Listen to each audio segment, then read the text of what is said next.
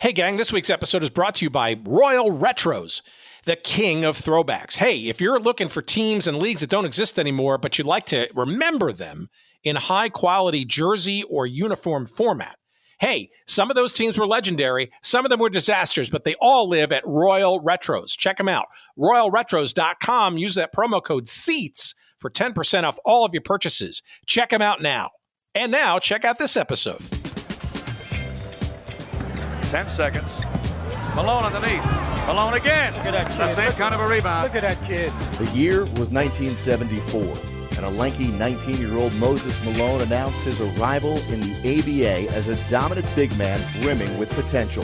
When we signed him, I knew that he had great talent. I had no idea that he would be doing the things that he's doing right now. He's very good now, and I'm sure in a year or two, when he's old enough to shave, he'll be excellent. 2 seasons later, Malone moved on to the NBA, and as his body filled out, his game became even more ferocious.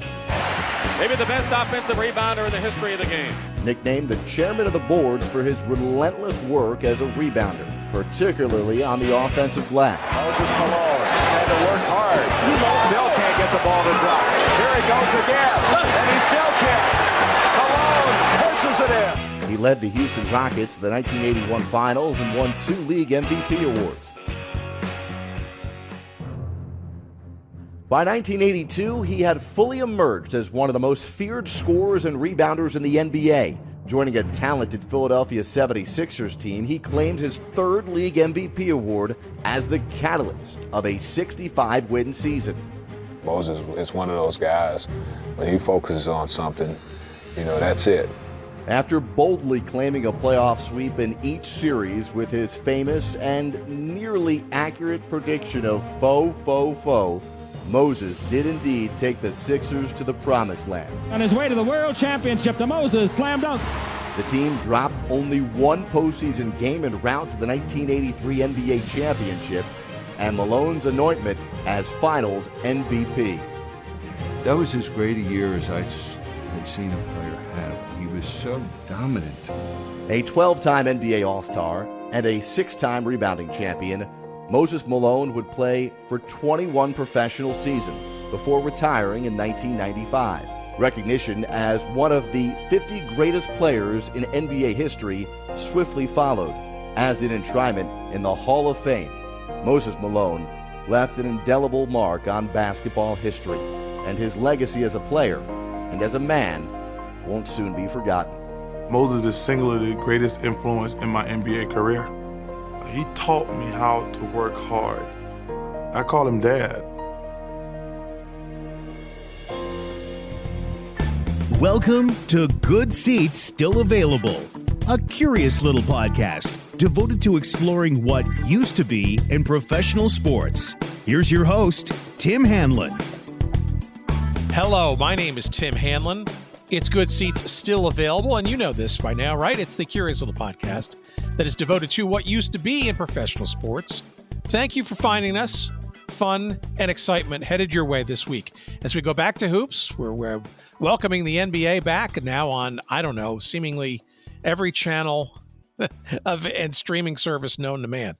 The Amazon Prime coverage, very surprisingly good, with an awesome theme song by Common and a few compatriots. If you haven't checked out that theme song, we're going to play that for you at the end of the show. It's really good.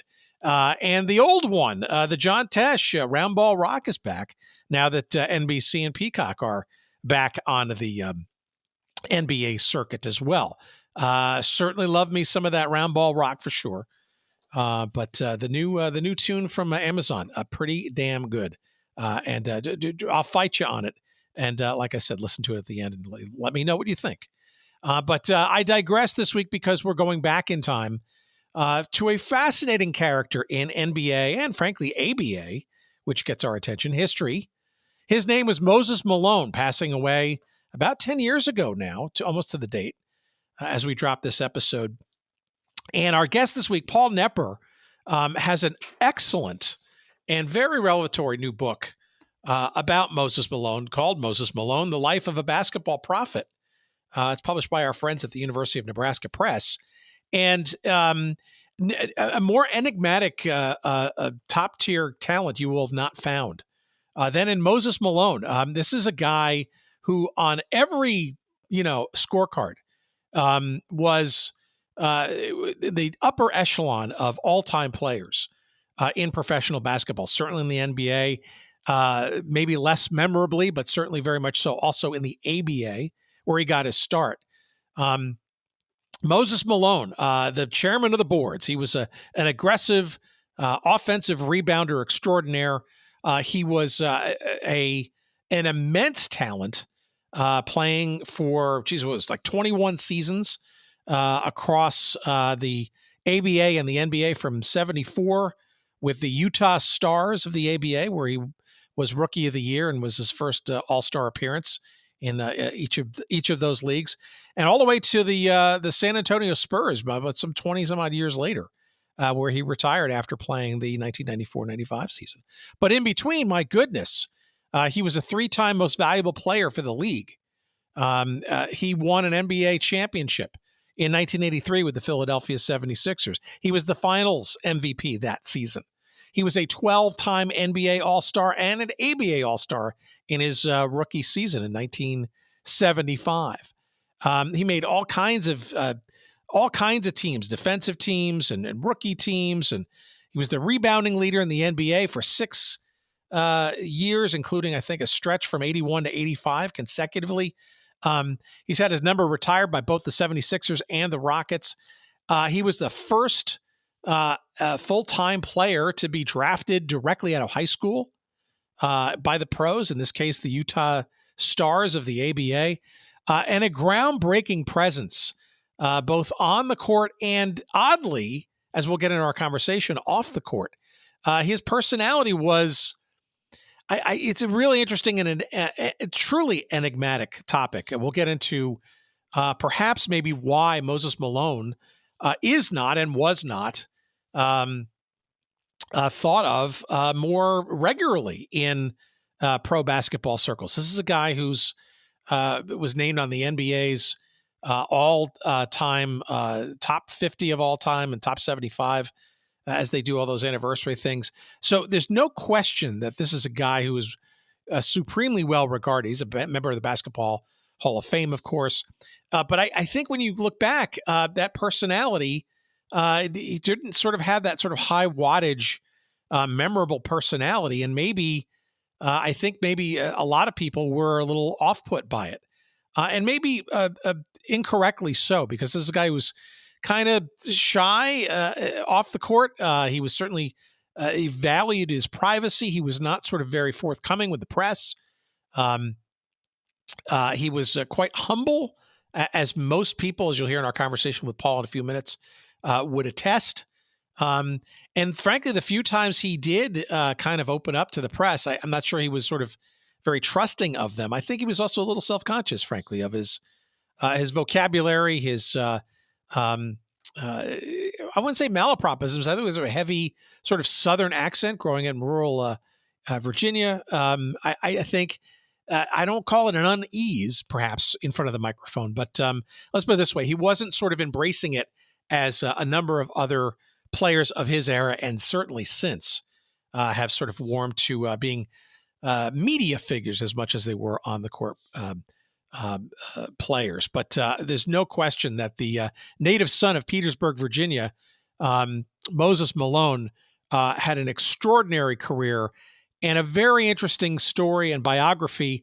And as Paul will tell you in our conversation coming up in a few moments, this was a book that Paul was looking for as he was trying to do some research on some other things, and he didn't find one. And this is we've seen this with other our guests.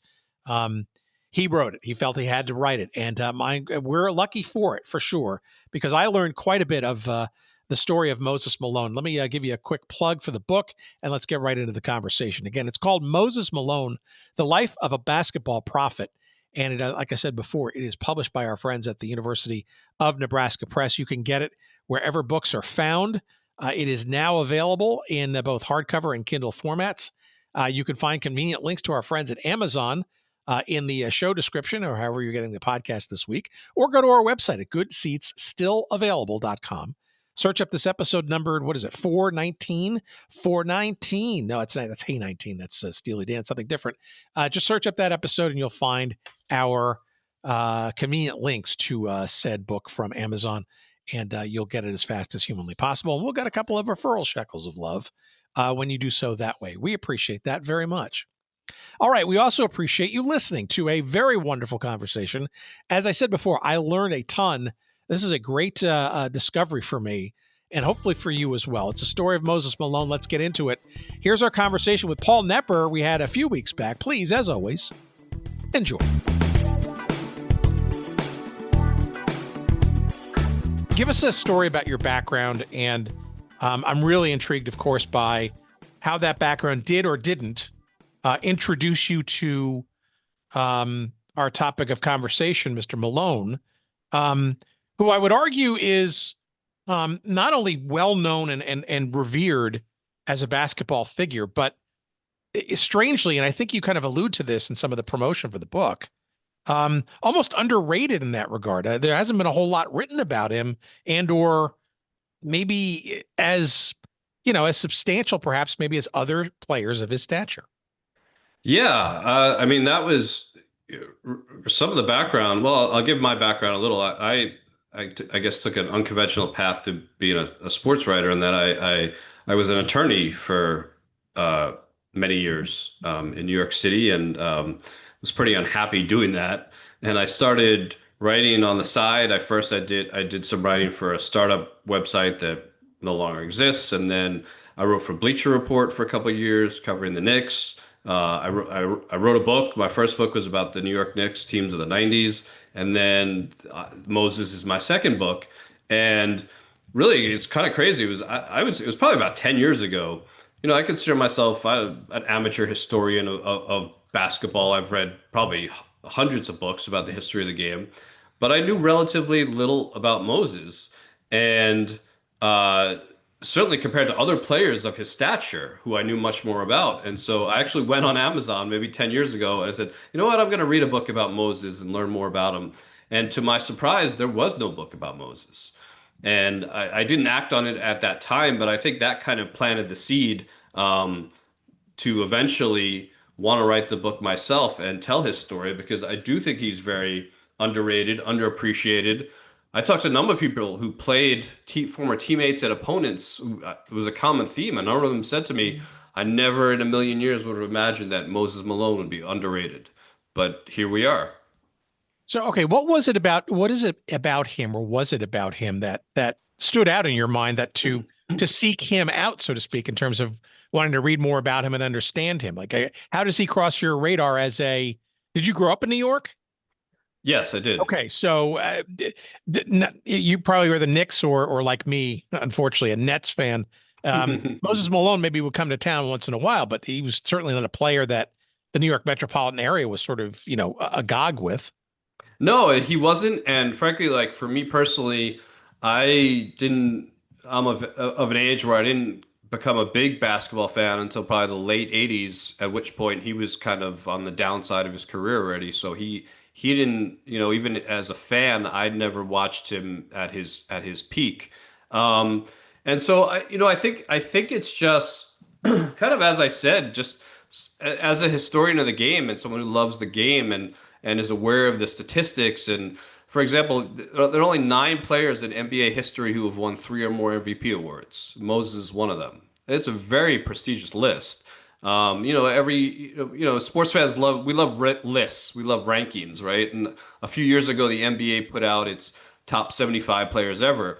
And they didn't rank those guys, but a number of publications decided to. And Moses routinely comes in at, somewhere in like the 13 to 20 range on all these lists, right around guys like Steph Curry and Jerry West and Oscar Robertson and Dr. J and Kevin Durant, and all of whom have been the subject of numerous books, by the way.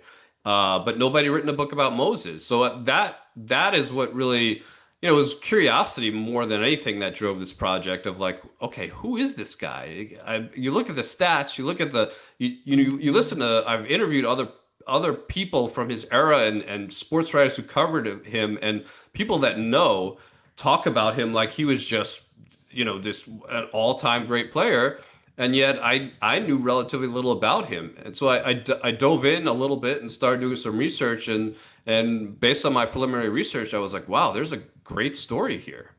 So okay, so let's backslide into him and sort of maybe perhaps a little bit about what you thought you knew about him. But let me maybe sort of throw out this idea, and you can tell me if I'm barking up the right or wrong tree on this. It was he from a personality perspective, right?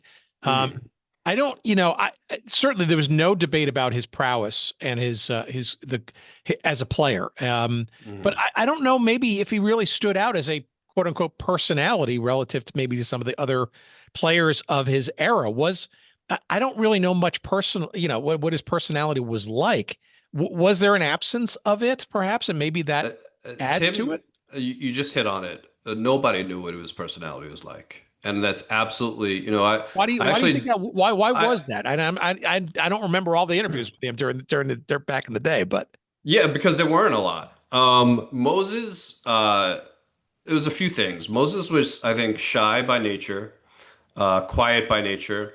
He had a speech impediment, which he was self-conscious about. And I think, he was a very private person. I think a lot also based on just how he grew up, the neighborhood he grew up. He was very suspicious of people he didn't know well. He was very cautious about who he let into his inner circle, and so he had no interest. He didn't like doing interviews. I think in general also didn't particularly like talking about himself. So he was standoffish with the media. I spoke to beat writers who covered him who said he was flat out rude. And so, I think, we're talking about a time in the 70s and 80s, pre-internet, pre-social media. For a lot of his career, really before even cable television exploded, it was the sports writers who created the mythology around our athletes. And the sports writers, none of them got to know him.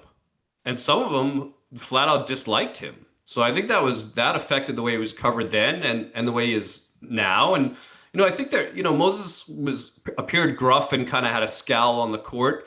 A lot of guys are like that, though. I mean, Michael Jordan was like that. Kobe was like that. But then they would go into the press room and flash this billion-dollar smile, and you'd see a different side of them. And then, of course, that smile and their charisma led to commercials and advertisements, and that brought them into our living rooms and got us to at least think we knew them on a different level. Moses never showed the smile.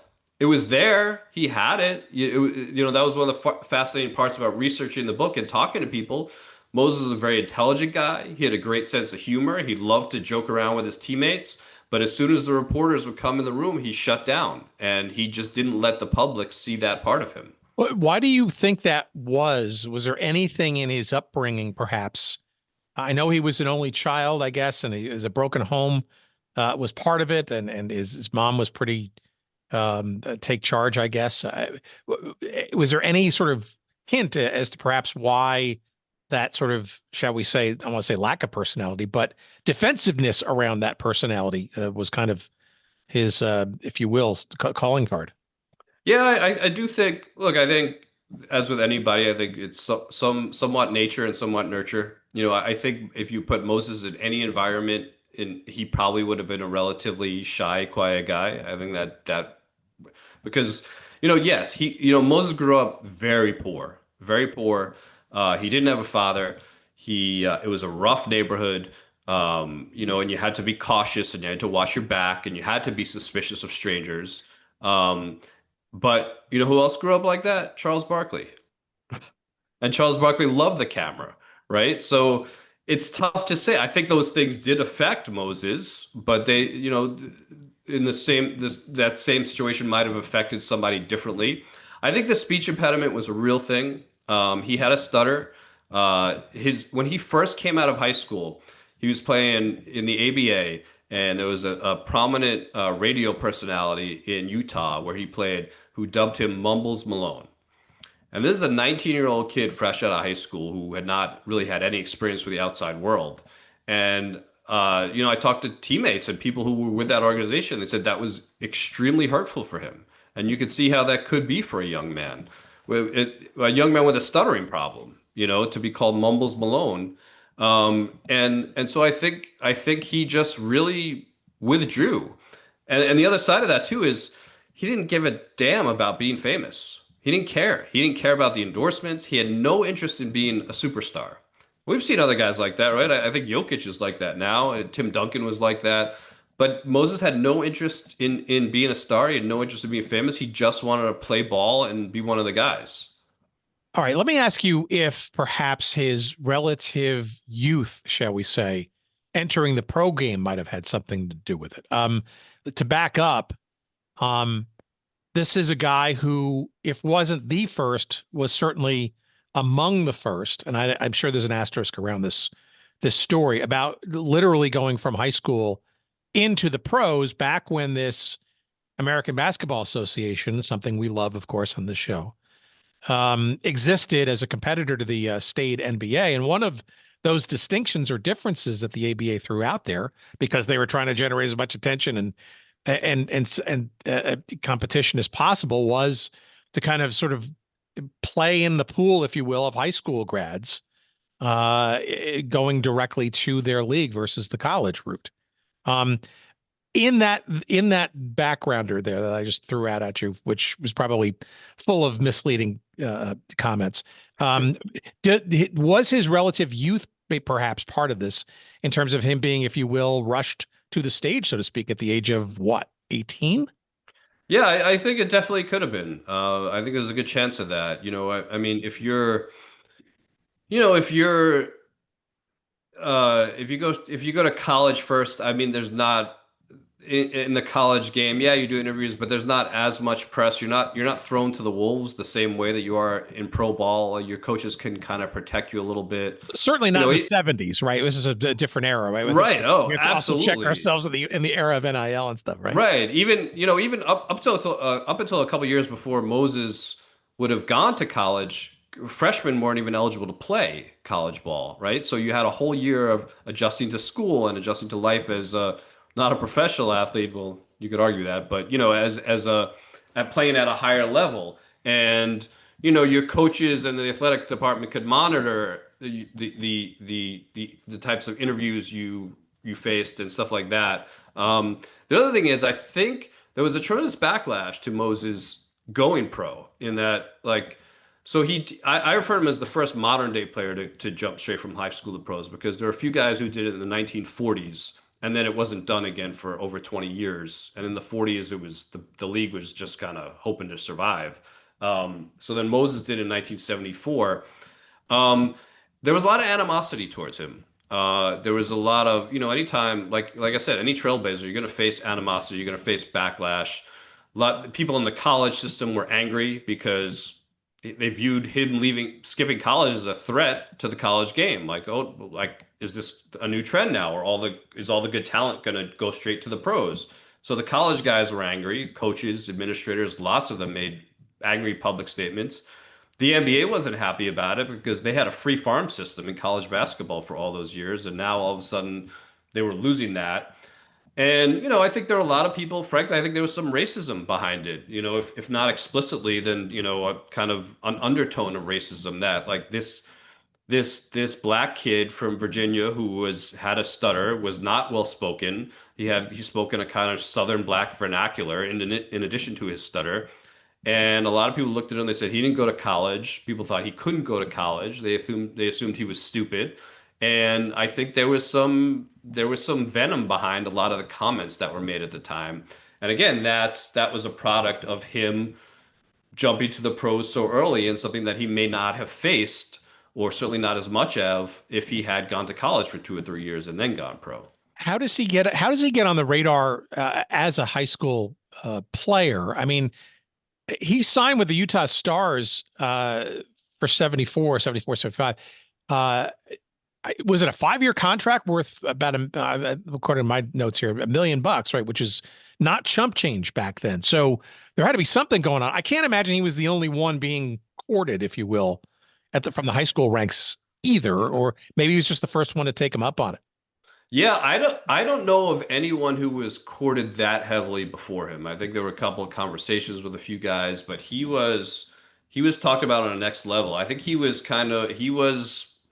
he wasn't just the biggest prospect from the class of 1974. He was the biggest high school prospect in many years, maybe since Jabbar, or Lou Alcindor as he was at the time. It was interesting because recruiting was a lot more regional then. It wasn't as national. There wasn't as much money involved on any level. And I'm sorry, he had even signed a letter of intent with Maryland, right? He did. Yes, he did. There was the summer before his senior year in high school. I mean, his last 2 years in high school, he went 25-0 each season, won the Virginia State Championship. His last summer in high school, I'm sorry, the summer before his senior year in high school, he had a couple of events at summer camp that really put him on the big stage. One was he went to Howard Garfinkel's camp, the 5-star basketball camp, which was a huge deal at the time. And Hubie Brown was coaching there, Bob Knight was coaching there, Dick Vitale. And I spoke to Hubie Brown and Dick Vitale about this. And this guy came and just went crazy. Just absolutely crazy with tons of college coaches there. The 5-star was the basketball camp. It was the place to be. All the best players, and certainly the East Coast, were there. And the way Garfinkel talks about it is, many of the best players in the history of basketball played there. Michael Jordan, I think Kobe played there. Carmelo played there years later. Just tons of Dominique Wilkins, Patrick Ewing, tons and tons of great, great players came through there. And Garfinkel always held firm that Moses Malone was the greatest player in the history of the camp. And so he was just destroying guys at that level that nobody had ever seen. He went to another camp that summer run by Dave Bing, the Hall of Fame player from the Pistons. And at the camp, again, he's isn't even a senior in high school yet. Every summer, Bing would challenge some of the best players at the camp to a game on one-on-one. Now, Dave Bing is a Hall of Fame player in the prime of his career. Bing made the NBA second team All NBA the following season. Moses beat him one-on-one as a high school kid. He beat one of the top 10 players in the NBA one-on-one in high school. Now, Moses had like 7 inches on Bing, but my God, this guy was an NBA All-Star, and Moses kicked his butt. And between those two camps, word just spread like wildfire. Like, okay, this kid's not just good. He's not just the best kid in his class. This guy is in that lineage of like Bill Russell, Wilt Chamberlain, Kareem Abdul-Jabbar. He's on that level. Were you able to discern maybe what his thinking was, his process about taking a chance with the ABA, being drafted in the 3rd round, versus following on with his commitment to University of Maryland with legendary coach Lefty Driesell instead? I mean, of course, we have to put this in perspective, right? We're not talking about NIL money and getting paid, which is, we're collegiate athletes essentially, have a much more money bank kind of decision process to make, right? But as you're mentioning before, right, the college ranks really was the feeder to the NBA, and that there's probably benefits, right? Certainly education, knock on wood for that, but also, seasoning and getting sort of acclimated to the rigors of play and travel and all that kind of stuff. College, not a bad place to do that. And as we see in his early pro years, right, he could have used a few pounds for some of the work he was asked to do. So I guess what I'm trying to get to is any sense of what his decision making was like. Was it him? Was it his family? Why? What was pushing it? I think it was very much his decision. He had a mother who was involved, cared about him very much, but I think it was his decision. It's hard for me to say exactly what he was thinking, but I spoke to he had 2 agents at the time. And initially at that point, they were just advisors, because if he hired, he discussed with them his options. He couldn't officially make them agents then, but then he'd be ineligible for college. But these 2 guys, he talked to at great length, and he met with them, and they ended up negotiating and becoming his agents. Honestly, the biggest thing, 4 more years of earning potential. I mean, that was the biggest thing. When I say poor, I mean, people told me stories, college coaches who recruited him. I remember one in particular who said to me, Paul, like, I recruited kids all over the country. I saw all kinds of poverty. I'd never seen poverty like the Malones. There was a hole a big hole in the wall in Moses' bedroom to the outside world, like just a hole. When Moses went pro and went to the Utah Stars, he bought his mother a new home. The old home was condemned immediately, the house he grew up in. It was deemed unlivable. So that was the state of that was the extent of his poverty. That's how badly I think he needed money and wanted to get his mother and him out of there. And I think another factor too was Moses hated school. He was a terrible student. He was not dumb by any means. I think he was very intelligent, but he just did very poorly in high school. I mean, they pushed him through. Like he shouldn't have even been eligible for college academically, but they pushed him through.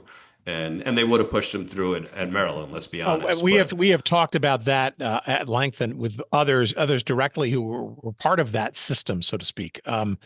Yeah, I mean, yes, the two sides to that, right? I mean, something the fact that a Moses Malone could be in a position to get, to go pro out of high school. I mean, in some respects, I'm not sure that passing him along upwards in the school system necessarily was always envisioned as getting him to that point, but there was, right? So maybe Right. a blessing in disguise in some respects. Yeah, I think the passing him along was more, they were passing him along in high school so that he would have the life-changing opportunity to go to college because a lot of his classmates in high school didn't.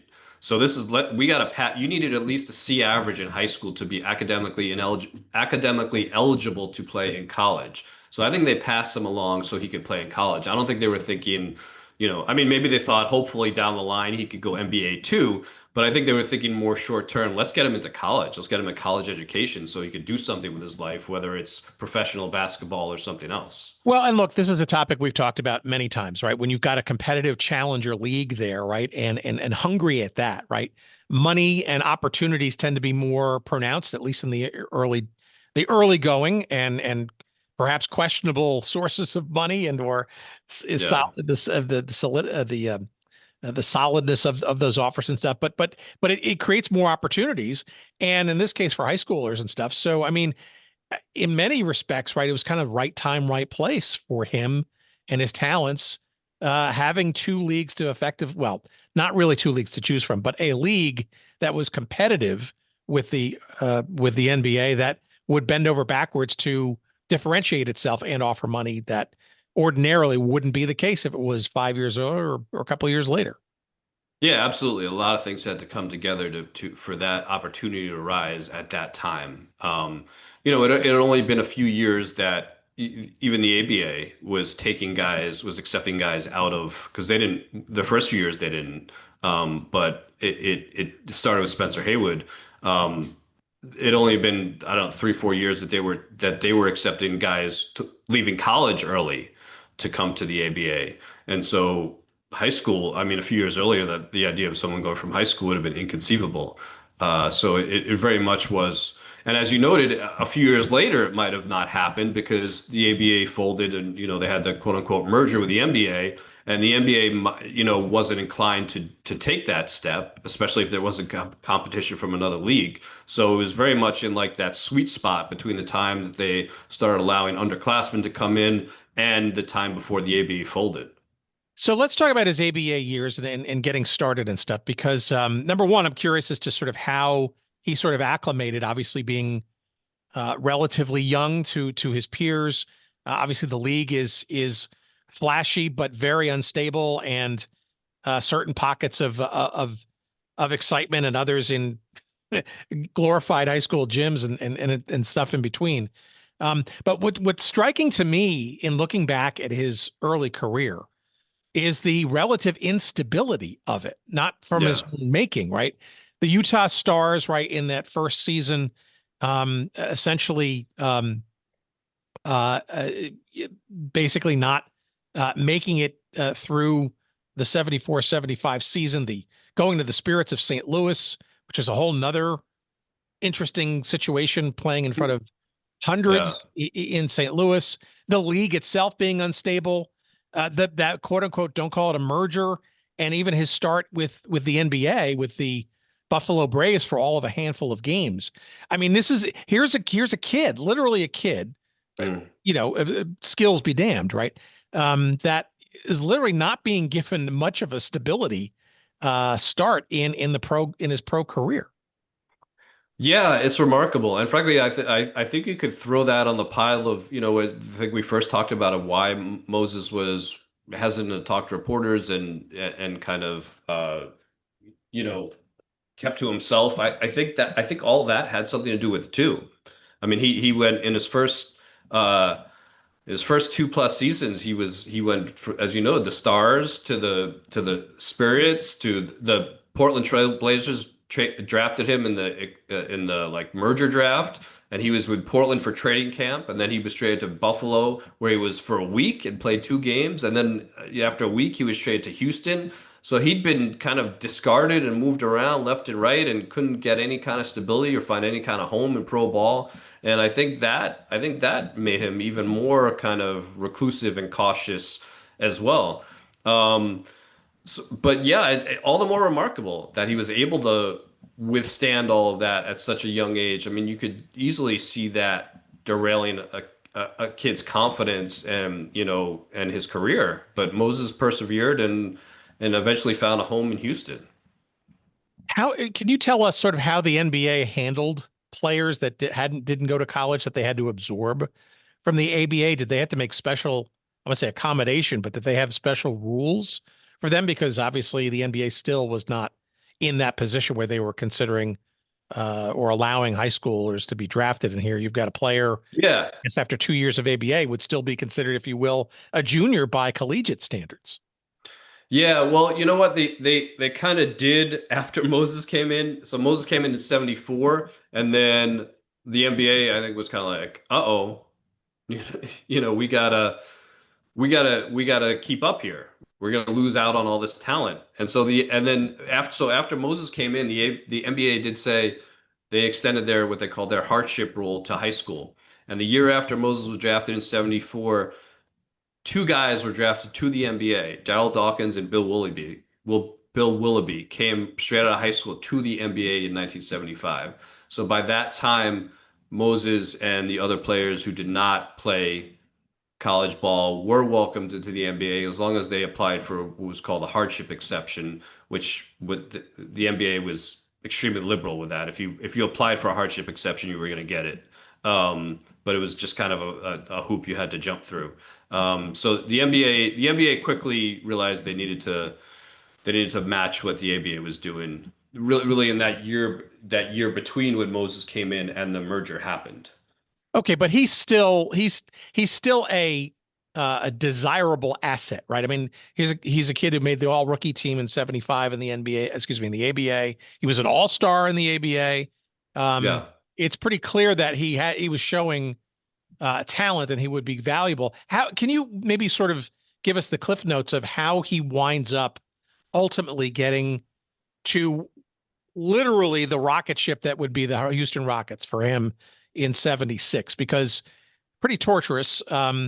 There's the ABA merger in there, but then there's even, you sort of hinted at it, but maybe more a clear through line as to how he ultimately gets to the Rockets. Because it didn't start out that way once the merger or once the ABA dispersal was underway. Right. So what happened when you had 4 ABA teams that joined the NBA, and all their rosters remained intact as they came to the league. And then there were 2 teams, really 3 kind of that I guess 2 at that point. Other teams had folded. It was really just the Kentucky Colonels and the Spirits of St. Louis who didn't join the league, and their players were put in a dispersal draft where NBA teams, based on record, were allowed to draft those players, except they had to pay a certain fee to draft those players. And those fees were designated by the NBA for each individual player. Artis Gilmore had the highest at, I think it was like 1.5 million. So you had to pay Artis's salary once you drafted him, but you also had to pay this fee up front of 1.5 million. So Portland drafts Moses. And they bring him into camp, and for whatever reason, I don't know exactly why, but they drafted him with the intention of trading him. They thought he was an asset, but the problem was they had Bill Walton at center. They also drafted Maurice Lucas out of the ABA to play power forward, and they were pretty sure those were going to be their 2 starters at power forward and center. And they felt Moses had a really big contract, And they were like, we don't want to pay this much for a guy coming off the bench. So they drafted him thinking he had a lot of value and they'd be able to trade him. It turned out he didn't have as much value as they thought. There was kind of a stigma in the league against ABA players. And a lot of the NBA executives, frankly, had never seen a number of the ABA players play because they weren't on TV. So unless your team played against an ABA team in like an interleague exhibition, which they had, you might not have seen Moses play. It's almost like kind of an arrogance on the NBA. Yeah, absolutely. Absolutely big time. They definitely looked down their nose at the ABA. And so eventually, at the end of training camp, Moses was traded to the Buffalo Braves. He was there for the Buffalo Braves had two owners at the time. He was there for about a week. And this is the weirdest part to me. I don't really understand it. They traded for him. He was there for a week and he played like 10 minutes total in their first two games. I don't know why you trade for Moses Malone with that kind of salary and then don't play him. But apparently, one owner was very much for trading him. One owner was not as into it. The one owner who was John Y. Brown, had been the owner of the Kentucky Colonels in the ABA. Oh, sure. And then months earlier bought into the Buffalo Braves and was 50-50 owner of the Braves. Well, John Y. Brown left the country on business, and the other owner while he was gone, the other owner traded Moses again, and he traded him to Houston. Houston very much wanted him because Houston's coach was a guy named Tom Nasalki, and Nasalki was Moses's coach with the Utah Stars. So he knew what Moses could do, and he pushed the Rockets general manager really hard to go out and get Moses, which he finally did. And he finally found a home in Houston. It was a big deal, frankly, just that he was wanted. He went there, and Tom Nasalki was his head coach. He believed in him. He cared about him as a person. He'd seen him play before. There was a comfort level there. Nasalki's assistant coach was Del Harris, who had also been his assistant coach with the Utah Stars. So he also had a relationship with Moses.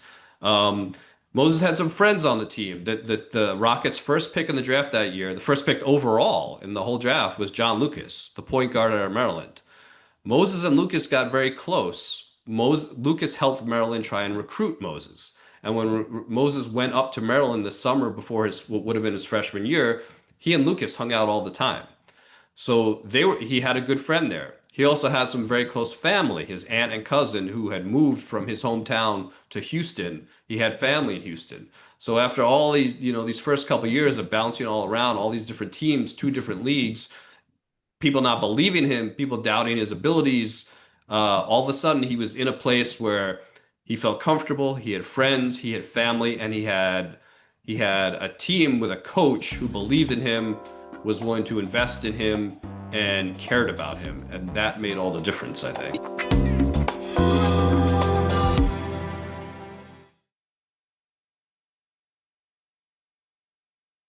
Yeah, I mean, you got to put this in perspective. I mean, he arrives in Houston. He's the fifth time he's been traded, and he's still only 22 years old, and he's still kind of perceived as a prodigy.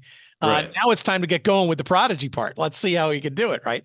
Yeah. And that stability probably. Well, I don't. Okay, do you in your research, do you think anybody saw how just otherworldly he would relatively quickly become? I think Nasalki did. I think the people that saw him with the Stars did. Yeah, I think he was doing things that guys tell me like they could not believe that like the things he was doing at so quickly. At people said to me at how like I had to. Randy Denton, I remember his teammate with the Stars, told me I had to keep reminding myself, like, I can't believe this kid is 19 years old. Like, what is he going to be like when he's 25? There was a lot of that in Utah. And then things got sidetracked because before he went to the Spirits, he broke his foot. And so he was out of shape when he got there. He sat out some, and then he was out of shape. And then those, Portland and Buffalo and blah, blah, blah. But I talked to Bill Walton, not long before he died, actually. And, he was talking about going against Moses in practice. And he said he knew, he had pulled Jack Ramsey aside, the Trailblazers coach, said, don't trade this guy.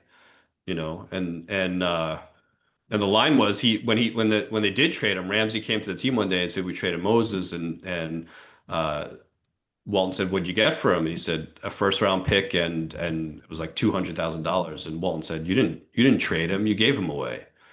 And Walton said they should have traded me instead.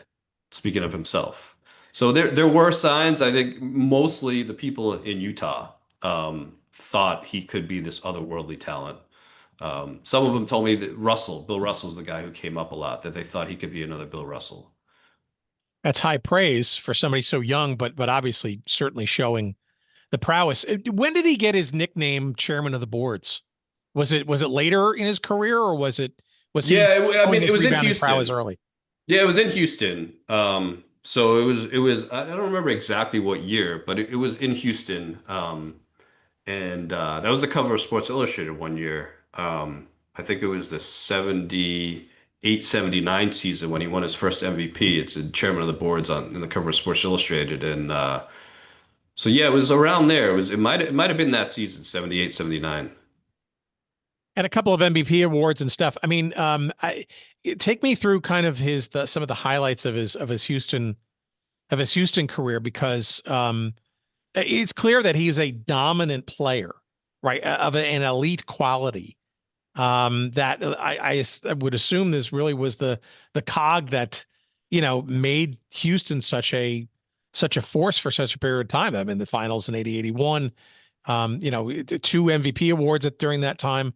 How juxtapose that and his prowess on the court with the aforementioned lack of personality. Why you would think that along with that would come other forms of attention, so to speak, and adulation and crowd and fan favoritism and all that stuff. But that personality didn't seem to kind of reflect that. Yeah, it didn't. And it was weird in Houston. I mean, I talked to a lot of people about this. Houston was that franchise came very close to folding in the mid 70s. They moved there in 70 or 71 they started in San Diego. San Diego, yeah. Yeah, and then they moved there and they went through a ton of owners. When Moses got there in 76, the franchise was in receivership.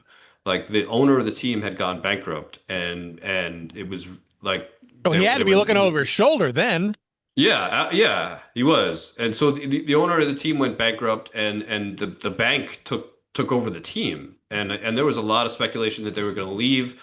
There was a lot of talk that Houston, basketball just wasn't that big there yet. Houston was a football city. Football came first, second, third, fourth, and fifth. And, they didn't draw big crowds. They weren't a marquee franchise. So nationally, they weren't getting, much attention or headlines.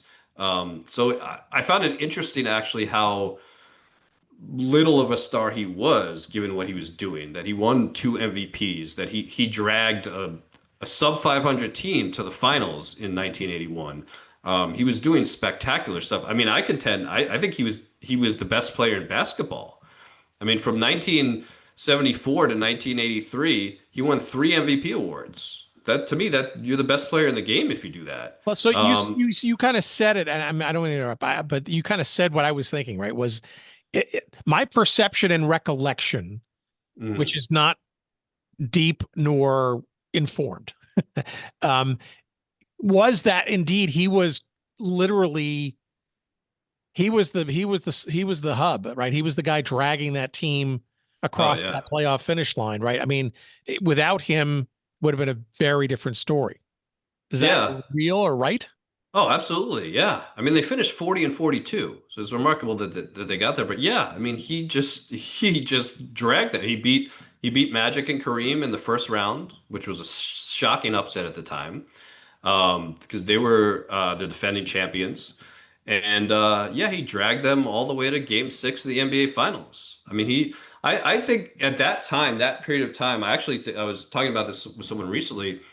I think his resume at that time through like 1983 or 84 is very similar to Nikola Jokic's resume of the last 5 or 6 years.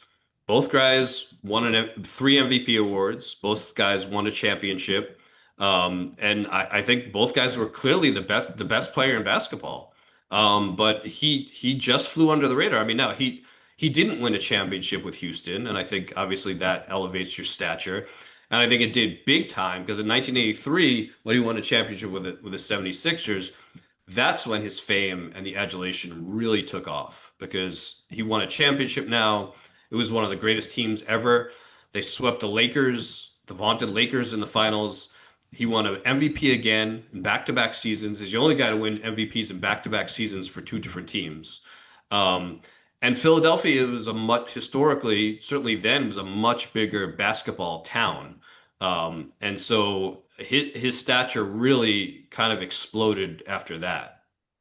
Can you give us a little bit of some of the blow-by-blow of him going from Houston to Philadelphia? Was it the end of his contract? I mean, obviously it was somewhat of a disappointment exiting the first round of the playoffs after having made the finals the year before. How much of that was his choice and or desire to go somewhere else or be traded, or perhaps was he a free agent at that point? Like what was going on that ultimately got him to go from Houston to Philadelphia, especially given how much he had been so successful with Houston? Yeah, he was a restricted free agent at that time, which was a relatively new concept in the league. I think that was only introduced the year before, restricted free agency. And it's important to understand his whole situation is important to understand within the context of what was going on in the league as a whole at that time. With a restricted free agency, the year before, salaries exploded, salaries skyrocketed. Like the percentage of revenue that was going to the players had become much higher, and the owners were freaked out. They were really worried that all the big market teams would just sign away the small market teams players at contracts that the smaller teams couldn't match. And so there was basically, I haven't seen official documentation to say this, but I'm pretty confident that there was collusion that summer. Like 2 weeks before training camp, I think it was like only 7 of the players drafted in the first 2 rounds that year had been signed to contracts. There were tons of very good veteran players who were not signed. The owners were just not signing people. They were pushing for a salary cap as well. And so there was not the same market that would normally be for Moses. Weren't the Rockets also being sold? Yes, that's another factor. The Rockets were sold. And, Moses was asking for like $2 million a year. I have to say this too. Moses unequivocally wanted to remain in Houston. He made that clear. That's where I was kind of going at. Yeah. Unequivocally. No doubt about it. It was home. He loved it there. He loved his teammates. His family was settled there. He had children then. He was very happy in Houston. Didn't want to go. There was a weird situation. First, the Rockets owner, Maloof, died suddenly of a heart attack about a year and a half before Moses became a free agent. Moses' agent told me he was extremely close to a deal with Maloof for a new long-term contract when Maloof dropped out of a heart attack. Maloof's son took over, who was like, I don't know, 22 years old or something at the time. And there was a lot of talk in the family. Should we sell the team? Should we not sell the team? That put the Moses extension talks on hold indefinitely, basically. And then a few days before free agency, they made him an offer. Like 2 weeks into free agency, the Maloofs sell the team. Charlie Thomas was his name. He was a used car salesman. And Charlie Thomas, the Rockets GM came to Charlie Thomas and said, so the 76ers ultimately make him this offer, which the Rockets can match. And the Rockets GM comes to Charlie Thomas and says, Charlie, Moses signed this offer sheet for $12 million. We need to match it. We have to match it. And Charlie Thomas said, Ray Patterson, the GM, Ray, I just paid $12 million for the team. I can't pay $12 million for one player. And that was essentially it. The new owner was not willing to pay what Moses' market value is. I mean, it wasn't, the Rockets the 76ers gave Moses a lot more money. It wasn't a couple $100,000. They gave him a lot more money than the Rockets were willing to give. And I think he felt compelled to take it. It was also a great basketball situation for him, but he never wanted to even hit free agency in the first place. But wow, what a team to land on land with, right? Yeah. Putting it in perspective, I mean, here's a guy who was in the finals 2 years prior, and lo and behold, in his first season in Philly, he's kind of making it happen. But he also had a support system there with, I mean, Darryl Dawkins, breaking rims and shattering glasses, and give me a sense of like how he took to the 76ers. Great. I mean, he worked it great. That Sixers team was, first of all, they were stacked, as you noted. They had been to the finals 3 times in the last 6 years, including that year, 1982, and they lost all 3 times. And featuring the ABA's greatest player, arguably Julius Erving, and yes, fun to watch too. Yeah, oh, absolutely. They had Doc. They had Maurice Cheeks is in the Hall of Fame. Obviously, Doc's in the Hall of Fame. Bobby Jones, who's on that team as a 6th man, is in the Hall of Fame. Andrew Toney probably would have gone in the Hall of Fame if foot injuries didn't destroy his career. They were loaded, and Moses went there. And early on there were a lot of questions with Moses and Doc, and because they were the 2 previous MVP award winners. Moses won in '82, Doc won in '81. 2 of the best players in the game. There was a lot of talk: can these guys coexist? Can they get along? And Moses really set the tone with that from day one. He said in interviews, he said when he met with the owner and the coach Billy Cunningham, he said, "This is Doc's team. This is Doc's team. I just want to help Doc win a championship." And he said that over and over again. And I think, it was a very tight-knit team. It was a veteran team. Those guys liked each other. They got along. Moses fit in immediately because he came in with no ego, because he kind of took on a subservient tone in the locker room. And I think all those players, they realized they needed him. Every year they lost in the playoffs to teams with great centers. So in '77 they lost in the finals to Bill Walton. They lost in the playoffs a couple of times to Robert Parrish. They lost in the finals in '80 and '82 to Kareem Abdul-Jabbar and the Lakers. Darryl Dawkins was a decent center. He wasn't a great center. And back then you needed that. And so I think the 76ers knew they needed Moses. Doc knew he needed Moses. And Moses kind of needed them. He'd gone as far as he could with a mediocre roster in Houston. And if he was going to win a championship, he needed more talent around him. And I think there was just no egos there all around. With Doc, with Moses, with the other veterans on the team, they all looked at Moses, said he could help us win a championship. And Moses looked at them and said, these guys could help me win a championship, and he fit in immediately. Tell me, there's a great quote. Well, there are 2 great quotes, I guess, that I want to call out. One is Malone's own quote about his prediction for Philadelphia's playoff success that season before the playoffs began. I'll let you tell that. But also his coach, right, really was he was under no illusion that the main difference from the seasons past, where they hadn't gotten over to the mountaintop, was Moses Malone. Yeah, absolutely. I think they'd all say that he was there. There was a really interesting quote that I read from Pat Riley, actually, that said he felt that Malone's impact on that team was psychological as much as it was on the court, and it was big time on the court because Moses won MVP and Finals MVP when they won the championship. So he obviously had a huge impact. But Riley he said something to the effect that losing in the finals takes years off your basketball life. And he talked about the devastation of that. And the Sixers had been through that devastation a few times with those core players. And they needed somebody who hadn't and could come in with and inject optimism and enthusiasm and help them move past the sadness, the rejection of losing in those finals. And so I think that's true. I think he provided a massive psychological lift. The big quote he had before those playoffs was "faux, faux, faux." And the story, and Billy Cunningham, the Sixers coach, told me the story.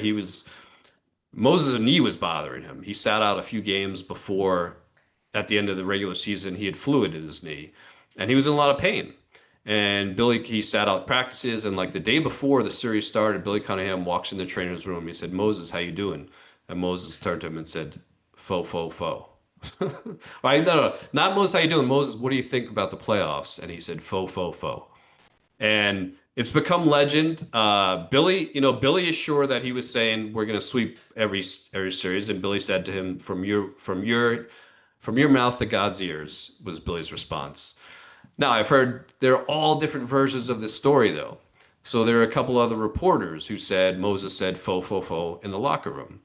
There's the strength and conditioning coach said he heard Moses say it in the parking lot to somebody else. It's possible he said it multiple times. There are people who think he didn't say it at all. I mean, Billy Cunningham swears to me he said it to him.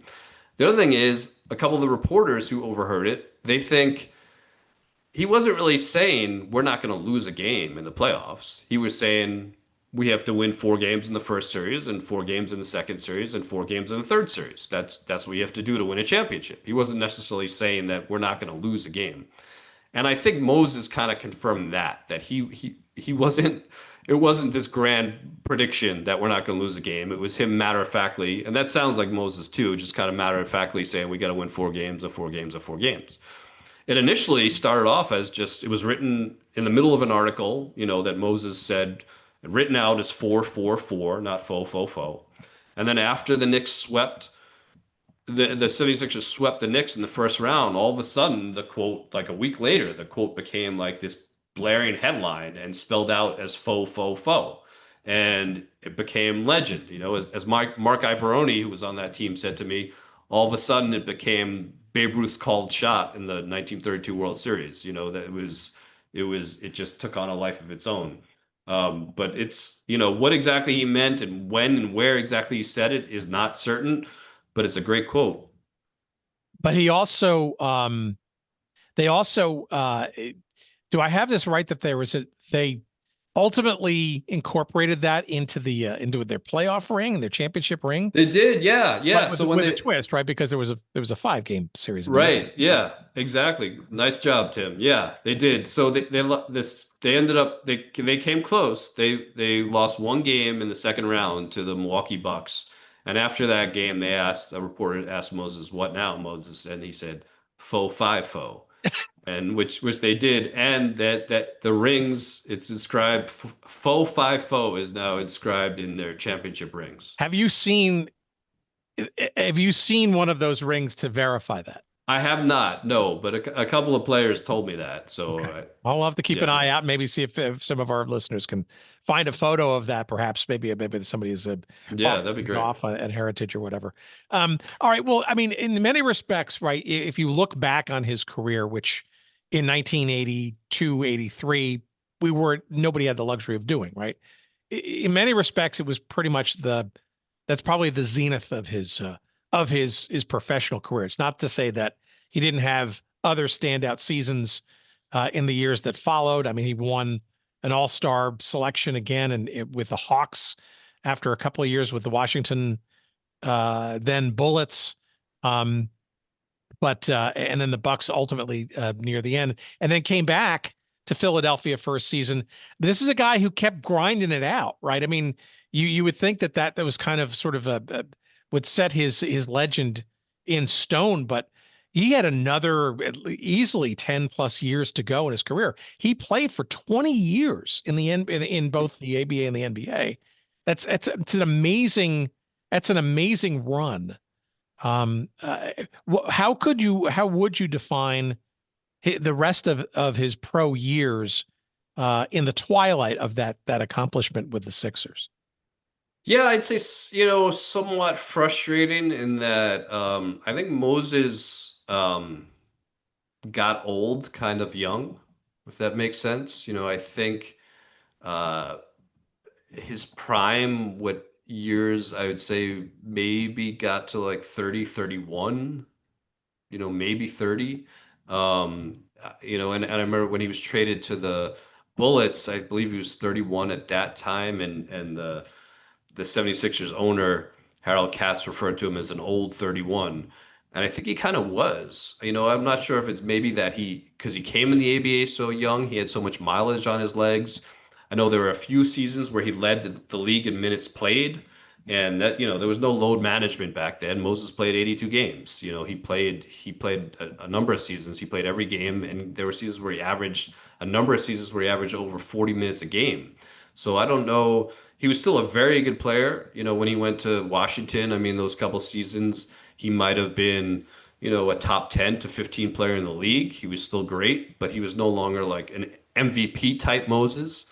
And then after 2 years in Washington, he went to a Hawks team that had won over 50 games a few years in a row, and we're kind of hoping he'd be the missing piece to put them over the top. And that didn't work out for a variety of reasons. And really with the Hawks is when he really started to decline. And by his second, he was with the Hawks for 2 years. His second season with the Hawks, 88, 89, he didn't make the All-Star team for the first time in like 12 years. And his last season, 89, 90, he was moved to the bench. And then, but then he, as you noted, he hung around a long time after that. He hung around for the 95 season. So, which is unusual for a player of that stature to hang around, that long after your prime. But it also strikes me too that it seems like he was in a number of situations where either by choice or by happenstance, he became kind of a mentor kind of figure. I mean, I'm looking back at Charles Barkley, for example, right? This is a guy who, famously reported to camp with, shall we say, just a few extra pounds around, around the midsection, right? My understanding is that Malone kind of took to him a bit and kind of mentored him a bit, and it almost seemed like I don't know, maybe I'm projecting here, but I mean, with Dominique Wilkins, I mean, he was a great support player, but he was certainly a mentor to, I think, to Hakeem Olajuwon in that, he was leaving, essentially kind of handling the mantle perhaps to him in Houston, and maybe even, even in some of those later years. So you look at like Sean Bradley of the 76ers, who was a project, and then some, and even the Spurs, man, his last season, I mean, David Robinson, right, he was basically backing him up at center, but I'm sure there was some mentoring going on there too.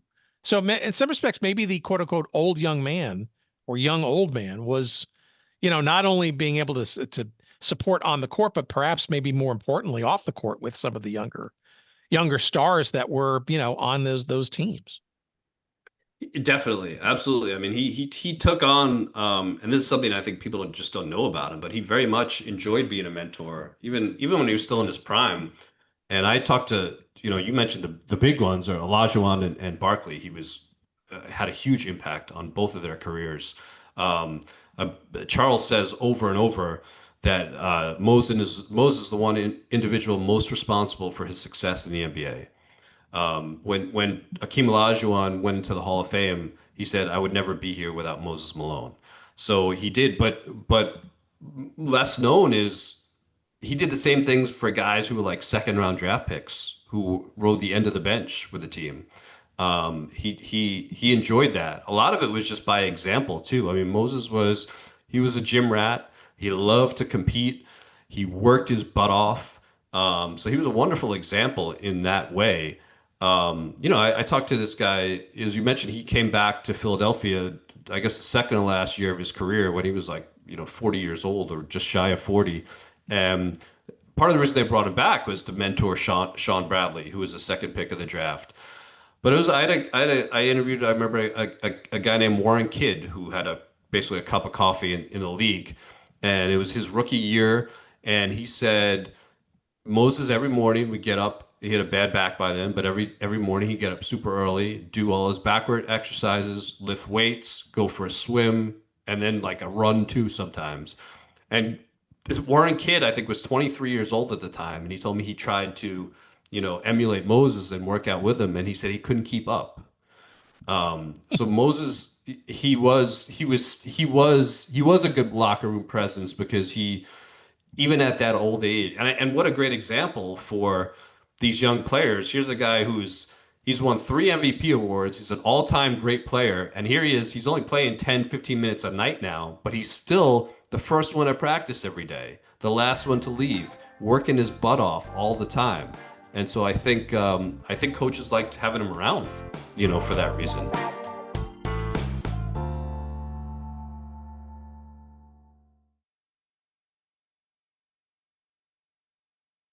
All right, a couple of questions to cul-de-sac this, because this is great, and obviously we want to get people to get the book to get the more crunchy details and stuff, because this is again underrated and not a lot about him aside from sort of the stats and the basic stuff.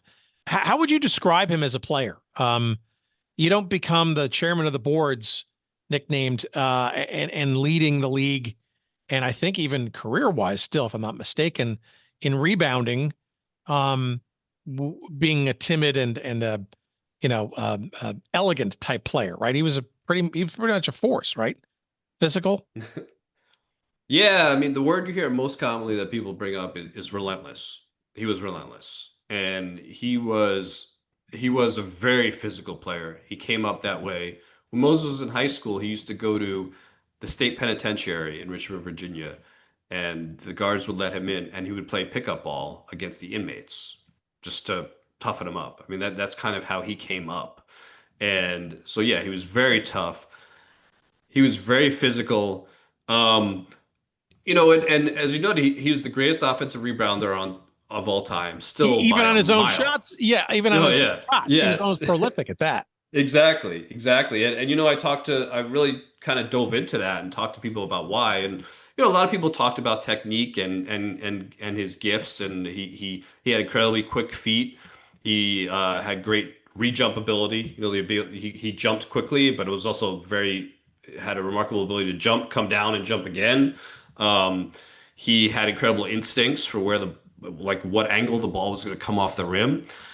But ultimately, it would just come back to people just come back to desire, that he wanted the ball more than everybody else. That's what he would say when asked. He said, I just want it and I go get it.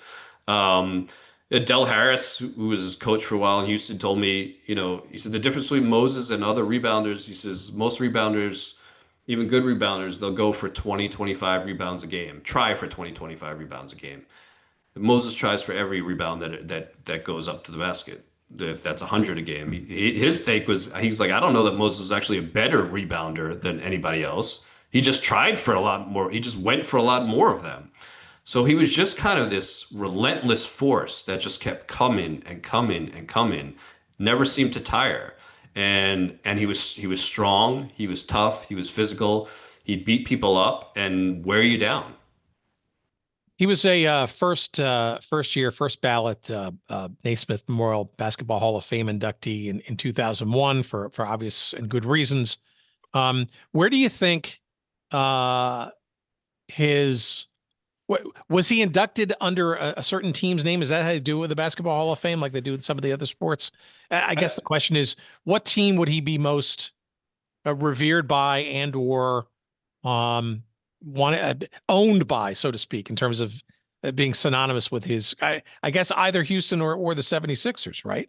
Yeah, and I think that's a good question. I think that goes back to something we talked about early on why he's not talked about enough or remembered enough. I think part of it is place. If you look at his contemporaries in the 70s, 80s, early 90s, Magic played his whole career with the Lakers. Bird played his whole career with the Celtics. Isaiah played his whole career with the Pistons. Dr. J played his whole NBA career with the 76ers. Kareem, two teams over like 20 years, right? Moses ended up playing for 9 teams across 2 leagues in his career. So he's not, he's loved in Houston. He's loved in Philly. His numbers are tied in both places. But Houston, we talked about a little before. To answer your question, I think he's best known for Philly, in large part because he won the championship. And I don't think you go into the Hall of Fame as a member of a specific team, like in baseball, for example. But when they named the NBA's 50th anniversary team, the top 50 players ever, they asked them at that point how they wanted to be presented, and he chose to be presented as a 76er. So I think, and somewhat because of the championship, because Philly was more of a basketball town than Houston. He played with Dr. J. He won a championship with Dr. J. I think he's best known for Philly. The thing is, though, he only played in Philly 4 years. So while I think he's loved and admired and appreciated in Philly, he's not loved like Dr. J is or Allen Iverson is, because those guys were there for a decade, and love builds over time. And so I think part of the reason he's not talked about in the same breath as some of his contemporaries is because he's not owned or associated with any one franchise the way that many others are. Why do you think it took the Sixers so long to retire his number and posthumously at that? It wasn't until 2019 He got into the Hall in 2001. He passed away in 2015. Yeah, it's a good story. So I talked to this guy, Josh Harris, who was maybe CEO of the Sixers. The Sixers changed ownership around 2014, and the owners kind of tasked him with improving relations with former players. Moses was somewhat estranged from the organization. I've heard different explanations as to why. I think at one point Moses wasn't happy that they didn't invite Moses Jr., Moses' son, to their summer league team. I don't think it was like there wasn't hatred, but there was distance there. And then, Josh Harris spoke with Moses not long before Moses died and said, "Hey, Moses, like it's crazy that your banner's not up here." And Moses said to him, "I've talked to the team about this before." They had broached the subject with him, and Moses' answer was, "I don't think I should be recognized ahead of some other people like Andrew Toney." And anyway, this guy Harris says to Moses, they have a long talk. "I think you should go up there. What's the problem?" And Moses said, "I didn't do this alone. I had 12 teammates, 11 teammates every year over 4 years." He said, "What about the trainer? What about the assistant coaches? What about the guy who drove the team bus? Why should my name go up to the rafters and theirs not?" And this guy Harris, by the way, was blown away by that answer. He never heard an answer like that from an athlete. And what they did was they worked out a deal. Moses said, "You can retire my number if every teammate I played with in Philadelphia, if their name is on the banner too." And so they agreed to this. And months after this, Moses died. And this guy Harris said he waited a while. He didn't want to appear, exploitative or whatever, doing it soon after Moses' death. I think a couple of years after Moses died, Moses Jr. contacted the 76ers and said, "Hey, I think you guys should retire my dad's number." And when they saw that the family was on board, they said, "Okay, we think this is a good time." And they did it. And when his number 2 went to the rafters, is up there now. The name of every teammate he had in Philadelphia is stitched along the perimeter of the banner, which I think says a great deal about what kind of teammate he was. Didn't they even go one step further? Wasn't there a statue for him somewhere? Yes, there's a statue too. They put a statue at their training facility. They have a number, Iverson's got a statue there, Wilt, Billy Cunningham, Hal Greer, I think Maurice Cheeks, a lot of like the all-time legends. And that was the same day. The same day they revealed the statue and retired his number. Yeah, it's a real testament. All right, so let me ask you sort of this sort of wrap-up question. And then I'll let you promote. What did you learn about Malone that maybe you didn't know before going into this project? And maybe what did you think you knew, but maybe were corrected on, or perhaps reoriented around what you thought his life and career was about? Yeah, I think the biggest revelations were personal. I'd kind of heard a great deal about him, or a good deal about him as a player. And so, as we talked about, he never really allowed the public to see his personality. And so the two things that jump out at me are his intelligence and his sense of humor, because those were just not on display. Now, the intelligence, maybe it was, because you can't win 3 NBA MVP awards without having an extremely high basketball IQ. You just have to, right?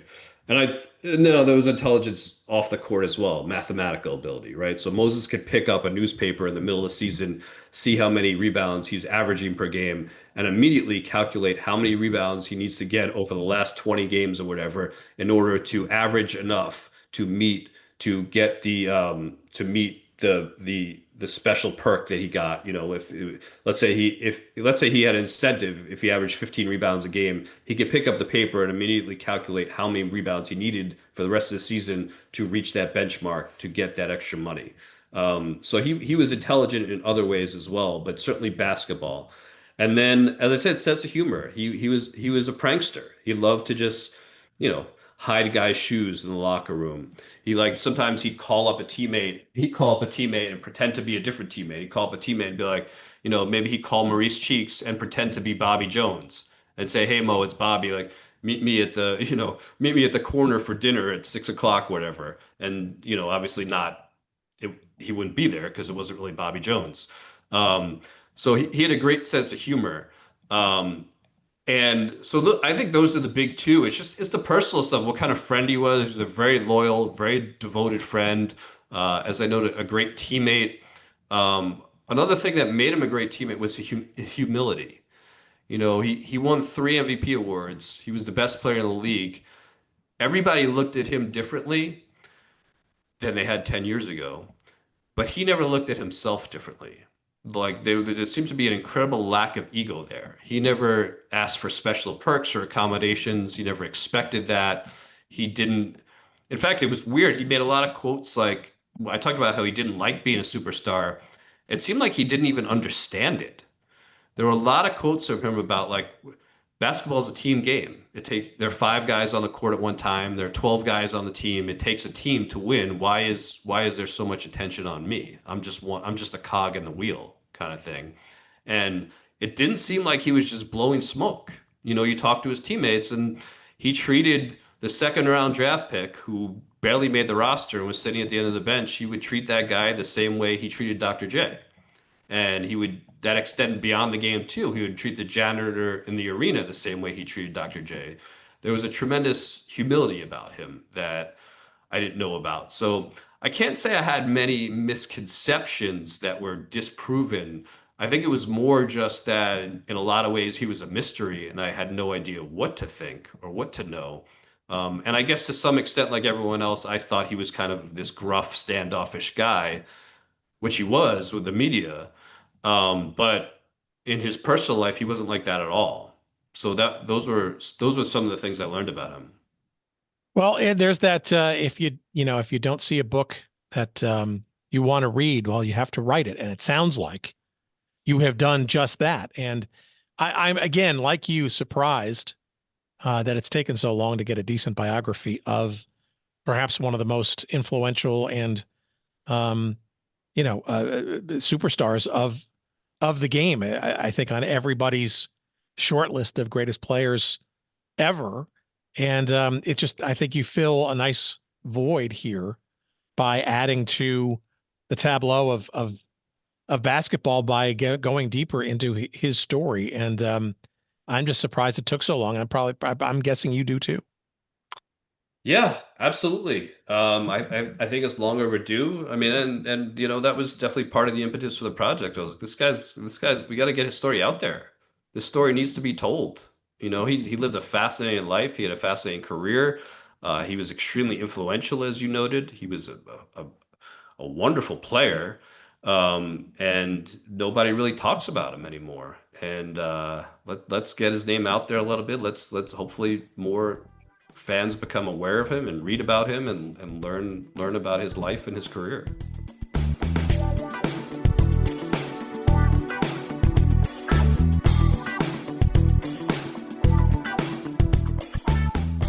All right, huge and ecstatic thanks to Paul for that conversation. Let's promote the heck out of things, shall we? On his behalf, it's only fair. Paul's website is the locus for all things Paul Knepper. It is pauljknepper.com. That's P-A-U-L, Paul, the letter J, Knepper, K-N-E-P-P-E-R, pauljknepper.com. That's where you can find out what he's doing to support the book. You can find out about his previous book called The Knicks of the 90s. That's also an interesting read. And let's see, if coming up in the days ahead as we drop this episode, you can meet and greet Paul. Let's see, on November 7th, if you're in Houston, you can meet him being interviewed by Dominique Roots there in conversation at the Class Bookstore there in Houston. Again, that's on November 7th. Go to the website there and you can buy tickets ahead of time. And if you happen to be in Huntington, Long Island in New York on November 18th, you can visit and meet, greet, perhaps get a signed copy of the book, maybe take a picture with Paul as well and send it to me and let us know that you met because of this show. How about that? At the next chapter in Huntington, again, on November 18th. And you can, of course, again, purchase tickets for that on Paul's website as well. You can follow Paul on X at Paulie Knep. So at Paulie Knep, that's Paulie Knep, K-N-E-P, at Paulie Knep. And while you're on the socials, why not check us out at goodseatsstillavailable.com on Blue Sky. You'll find us at Good Seats Still on X, and you'll find us just about everywhere else at Good Seats Still Available. Let's see. Oh, yeah, let's promote the book, too. Why don't we? Moses Malone, The Life of a Basketball Prophet. That's the name of it. It is published by our friends at the University of Nebraska Press. It is available wherever good books are found. And, of course, you can buy a copy through our website at goodseatsstillavailable.com. Search at this episode 419, and you'll find a couple of convenient links to the hardcover or Kindle versions. You could also find those links in the show notes in the whatever podcast player that you're consuming this episode in. And we'll get some shekels of referral love from Amazon when you do so. We appreciate that. Now, here's your chance to win a copy, courtesy of our friends at Nebraska Press. And here is the trivia question. If you're one of the first two to correctly answer this question at our email address at hello@goodseatsstillavailable.com, if you're the fastest fingers first two people, and we timestamp them so we'll know when they come in, to this question, you will win yourself a copy of the book. And the question is this: what is the first NBA team that Moses Malone played for in his career? What is the first NBA team that Moses Malone played for during his long and illustrious career? We know he started in the ABA with the Utah Stars, played with the Spirits of St. Louis. We know he went on to amazing feats with the Houston Rockets and, of course, with the 76ers, winning a championship. And after that, even, too, with teams like the Washington Bullets and the Hawks and the Bucks and the Spurs. But what was the first NBA team that Moses Malone played for? This was just at the end of the beginning of the merger there between the NBA and the ABA. Call it a merger. That's a whole other topic. And again, hello@goodseatsstillavailable.com. That's the website, the email address, my goodness, to send it to. We appreciate your entries, and good luck to you and yours. And thanks, of course, to our friend and pal and longtime confidant, Jerry Payne, for his audio excellence this week.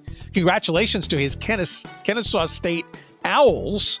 As we record this week, they had a great win in the middle of the week with a little CUSA weekday action. I believe they are now qualified for bowl eligibility. So congratulations to the Owls of Kennesaw State down there in Metro Atlanta. Thanks for listening. We'll see you next week. More to come.